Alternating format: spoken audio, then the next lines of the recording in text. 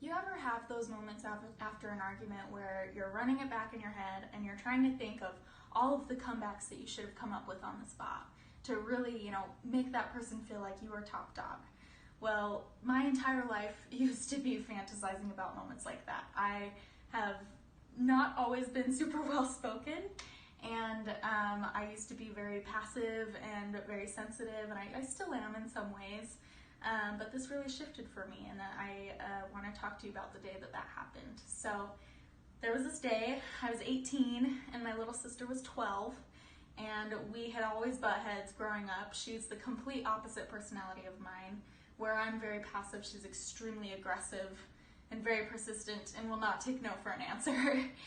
But there was this day where she was just a little tyrant, and she was just coming up to every single person in the house and picking a fight with them. And then of course I'm her favorite victim, so as soon as she saw me, she's immediately yelling at me and ready to get in this fight. And I start to feel these anger heat flashes, and I start puffing my chest, and then something happened, something different happened. I paused, I took a breath, and I actually looked at her, and I realized that she was sad. When I looked her in the eye, I was like, wow, she's like, there's something bothering her.